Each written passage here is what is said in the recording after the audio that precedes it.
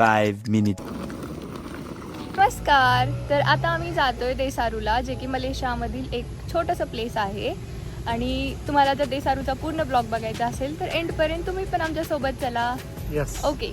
तर तिथे खूप काही आहे करण्यासारखं, जे की आम्ही बुक केले. त्याच्यामध्ये वॉटर ॲक्टिव्हिटीज, एक मिनी झू आहे, पण तिथे फक्त कोंबड्या आणि बदका आहेत, जे की त्यांच्यासाठी नवीन आहे. आम्हाला तर ते काही नाही. तर आता इथून जायचं आहे आम्हाला जेबीला. जेबी म्हणजे मलेशियाचं एक चेक पॉईंट आहे. त्यानंतर तिथून मग एक बस किंवा कॅब वगैरे बघू, कारण 80-90 किलोमीटर समथिंग असं आहे डिस्टन्स टोटल. तर त्याच्यानुसार मग आपण प्लॅन करू. आणि परत आमच्यासाठी बिग टास्क हा आहे की तिथे व्हेजिटेरियन काहीच भेटत नाही, असं आम्हाला गुगलवरनं कळाले. ऑलमोस्ट म्हणजे डिसेंट प्लेसेस आहेत काही, बट खूप सारे तर कमी आहेत. त्यामुळं मग त्याचा पण एक प्रॉब्लेम आहे. सो बघूयात आता पुढे काय काय होते.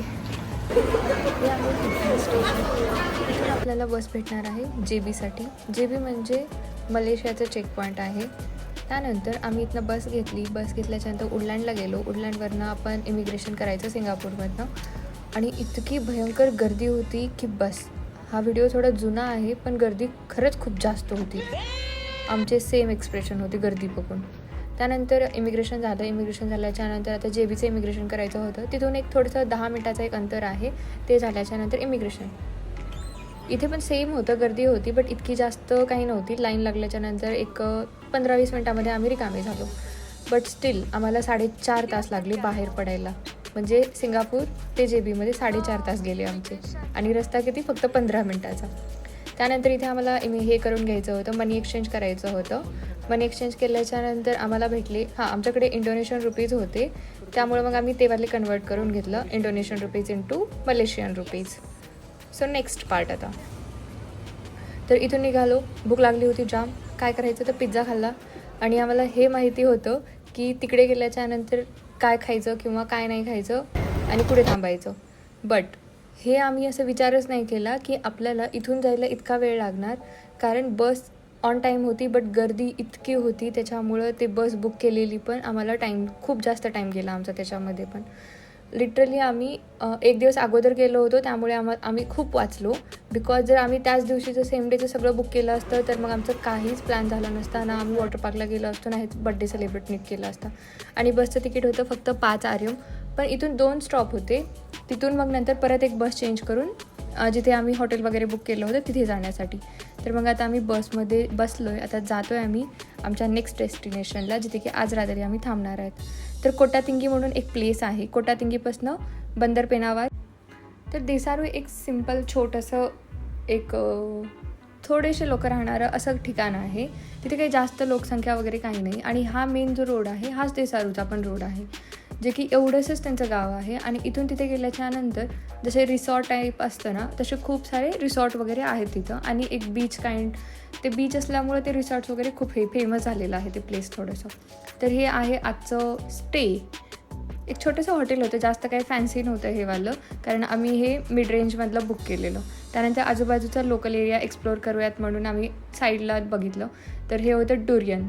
डुरियन सगळ्यांना माहिती आहे. जर तुम्ही मलेशिया किंवा चायना इकडच्या एशियन कंट्रीजमध्ये जर आला असाल फिरायला, तर डुरियन डेफिनेटली तुम्ही ट्राय करा, कारण इतका वास इतका घाण असतो. त्याच्यामुळं याला खूप ठिकाणी बॅन केलेला आहे. ऑलमोस्ट सिंगापूरमध्ये तर लोकल ट्रान्सपोर्टमध्ये पण तुम्ही घेऊन नाही जाऊ शकत, कारण याचा हाताला एकदा वास बसला ना, तो जातच नाही. इतका म्हणजे खूप घाण वास आहे याचा. आणि तिथं आम्ही दूर थांबलो होतो तरी पण म्हणजे वास इतका स्ट्रॉंगली हे आहे त्याचं. त्यानंतर मग एक छोटंसं मॉल होतं. त्यानंतर आम्ही त्या मॉलमध्ये गेलो, बघितलं आजूबाजूला काय आहे, कारण वेळ भरपूर होता आमच्याकडे, कारण नेक्स्ट डेला आमचे जे पण बुकिंग होते ते नेक्स्ट डेसाठी होते. तर मॉलमध्ये मग इकडे तिकडे फिरलं. मग नंतर इथं मी थोडंसं क्लचर वगैरे असलं मुलींचं कायच असते आपलं घ्यायचं, ते मग मी असलं अटरपटर घेतलं, कारण मला असं गेल्याच्यानंतर कुठे रिकामं यावं वाटत नाही. मग मी हे असं बघत होती, ज्याच्यामध्ये की आमचं रँडम डिस्कशन चालू होतं. ऑलरेडी माझ्याकडे एक आहे असलं वालं, बट मला स्टील तरी बघायचं होतं, बट मी घेत नव्हती. जस्ट असंच रँडम आम्ही चेक करत होतो, कारण टाइमपास करण्यासाठी दुसरं काहीच नव्हतं. आणि दिवसभर एकतर ट्रॅव्हल केला होता, मग ते ऑलरेडी डोकं ट्रॅव्हलिंग करून बोर झालेलं आम्हाला. सो मग नंतर मी तुम्हाला एक टास्क देते. तुम्ही ह्या इथल्यावाल्या ह्याच्यामधनं 2-3 वस्तू काढा माझ्यासाठी, छोट्या छोट्या, म्हणजे लाईक आता हिंट देऊ का, क्लिप्स लाईक दिस असं.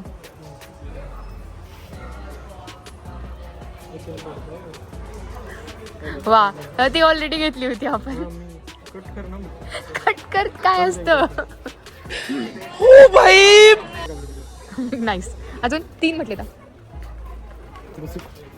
ते मला हेच नको आहे तसले. हे काय घाण आहे.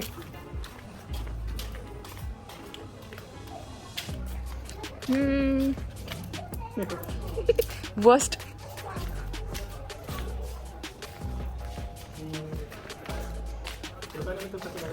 नाही मला तान्याबद्दल अजिबात बनायची इच्छा नाही.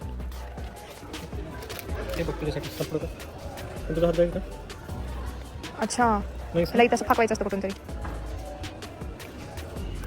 नाही का ते त्यांना विचार. Okay nice. हो हो. Day 2 today we are going to water park. Desar water park. तर रात्री आम्ही येऊन जेवण करून जे झोपी गेलो त्याच्यानंतर सकाळीच उठल्याच्यानंतर मला लक्षात आलं की अरे रात्री एंडच केलं नाही ब्लॉग. तर मग आम्ही आता जातोय Day 2 देसारू. टुवर्स देसारू. मग इथून जायचं होतं आपल्याला. डायरेक्ट आम्ही बुक केलेली जी कॅब होती ना ती डायरेक्ट आम्हाला वॉटर पार्कला नेऊन सोडलेली त्यांनी. मग आम्ही हॉटेलवरती अगोदर सामान टाकलं आणि मग नंतर इथून मग वॉटर पार्कला गेलो. तो वॉटर पार्क खूप मोठा आहे पण इतकाही नाही जेवढं मी इमॅजिन केलं होतं. ठीक आहे, एक 7-8 राईड्स आहेत आणि मग मोठासा असा एक वेव पूल वगैरे होता. खूप साऱ्या गोष्टी आहेत तिथे पण. तर हे ॲडव्हेंचर काइंड ऑफ दोन्ही गोष्टी आहेत तसं म्हटलं तर. आणि मग गर्दी पण फुल होती कारण लाईनला आम्ही 1-1 तास थांबत होतो. तिकीट ऑनलाईन बुक केल्यामुळं काही जास्त गरज नाही पडली आम्हाला जास्त वेळ थांबण्याची. फक्त तिथं ऑफलाईन जाऊन त्यांच्याकडनं बँड्स कलेक्ट करायचे होते. बँड्स कलेक्ट केल्याच्यानंतर हातात बँड्स घातलं आणि देन मग नंतर आम्ही एंट्री केली. सो इथे थोडंसं इन्फॉर्मेशन होती कारण एक जो होता त्याच्यामधला बंद होता त्यामुळं मग आम्हाला बाकीचे राईड्स करायला काही प्रॉब्लेम नव्हतं. एक बंद होतं तर मग इथून एंट्री करायची होती आणि बाहेरचं खायचं अलाउड नव्हतं. बट त्यांनी माझी बॅग चेक नाही केली त्याच्यामुळं आम्ही कुरकुरे आणि चिप्स घेऊन गेलो होतो सोबत.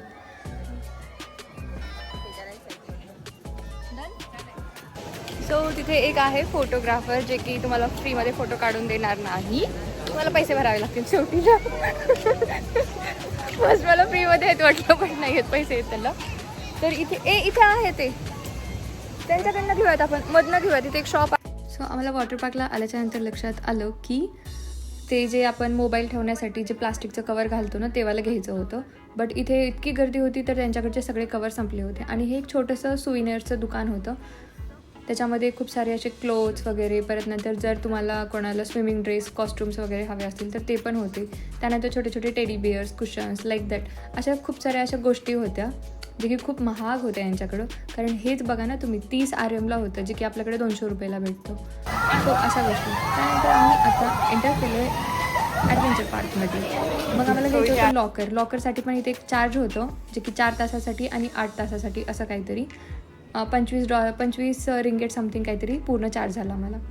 सो मग आता आपण ऑफिशियली एन्जॉय करूयात वॉटर पार्कमध्ये.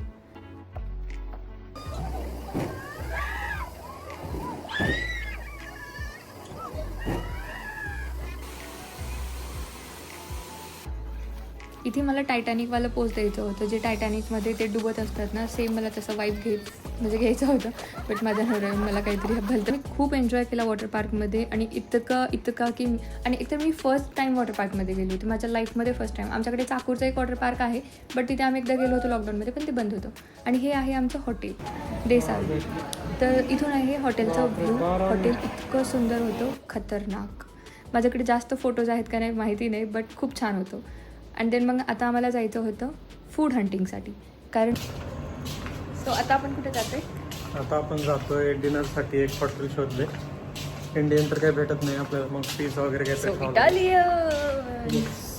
लागली. आणि हॉटेल इतकं आउटसाईड होतं की तिथून कॅब येणार की आणि आम्हाला रिटर्न सोडणार ह्याचा पण मेन प्रॉब्लेम होता. सो मग आम्ही बाहेर आल्याच्यानंतर मग काय नाही भेटलं आम्हाला फक्त पिझ्झा भेटला.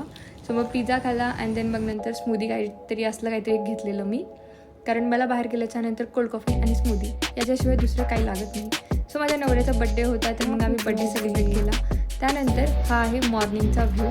थोडा वेळ चांगलं वाटलं कारण त्याच्यानंतर जो पाऊस पडला इतका घाणेरडा मला काहीच फोटो घेता आले नाहीत कारण मी सकाळी मस्तपैकी माझं ठरलेलं होतं की मला शूट करायचं बट काही झालं नाही. आणि ब्रेकफास्ट हॉटेलचा खूप सुंदर होता, त्याच्यामुळं मग आम्ही खूप एन्जॉय केला. आणि देसारू 1-2 दिवसाच्या ट्रिपसाठी खूप सुंदर आहे. जर तुम्ही अकॉर्डिंगली प्लॅन चांगला करत असाल आणि घरून टिफिन बांधून घेऊन या, काहीतरी तरी बनवून, आमच्यासारखं येऊ नका. त्यानंतर आमची कॅब आलेली, आम्हाला तर रिटर्न जायचं होतं आणि वाईल रिटर्न जाताना कारण पाऊस इतका जास्त होता आणि त्यामुळं मग आम्ही डायरेक्ट देसारू ते JB डायरेक्ट कॅब बुक केलेली. तिथून ती मग आम्हाला 60-70 किलोमीटर किती फक्त 2 तासामध्ये आणून सोडलेलं त्यांनी. त्यानंतर मलेशियामध्ये आल्याच्या नंतर आम्हाला जायचं होतं जेवण करायला. मग इथे पंजाबी हॉटेल आहेत खूप सारी JBमध्ये. मग आम्ही जेवण वगैरे केलं. मग आमचं लगेज वगैरे त्याच हॉटेलमध्ये ठेवलं कारण नेहमी जेव्हा जातो त्यांच्याच हॉटेलमध्ये जातो, त्यामुळे ओळखीचे झाले ते आता. मग इथून मग मंदिरला वगैरे जाऊन दर्शन वगैरे घेतलं आणि अशी होती आमची देसारूची ट्रिप. खूप सुंदर. हे आहे टोटल बजेट जे की आम्हाला लागलेलं. आणि व्हिडिओला लाईक, शेअर आणि सबस्क्राईब आणि कमेंट पण करू शकता. Thank you for the watching. Bye bye.